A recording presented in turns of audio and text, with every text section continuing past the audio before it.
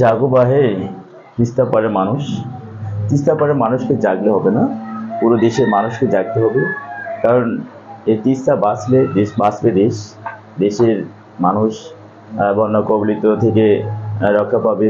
এবং শুষ্ক মৌসুমে এদেশের আমরা জানি যে তিস্তা সবচেয়ে বড় সেচ প্রকল্প। এই সেচ প্রকল্প থেকে উত্তরাঞ্চলের মানুষের চাষাবাদের ব্যবস্থা হয়ে থাকে, চাষাবাদের জমিতে সেচ ব্যবস্থা হয়ে থাকে। কিন্তু শুষ্ক মৌসুমে এই তিস্তায় আহ, শুধু শুধু বালুচর, এই বালুচরে মানুষ আহ, ঠিকমতো কৃষিকাজ করতে পারে না পানির অভাবে।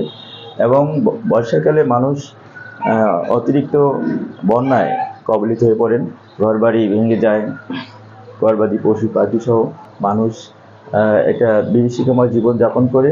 এর থেকে উত্তরণ হতে হবে। উত্তরণ হতে হলে আমাদের দেশে যারা রাজনৈতিক নেতৃবৃন্দ আছেন, সরকার প্রধান আছেন, এখান থেকে আমাদের কূটনৈতিক সম্পর্ক জোরদার করতে হবে।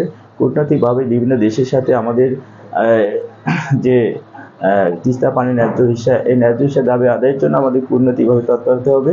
কূটনৈতিক সম্পর্ক জোরদারের মাধ্যমে এই তিস্তা পানির ন্যায্য হিস্সা দাবি আদায় করা সম্ভব।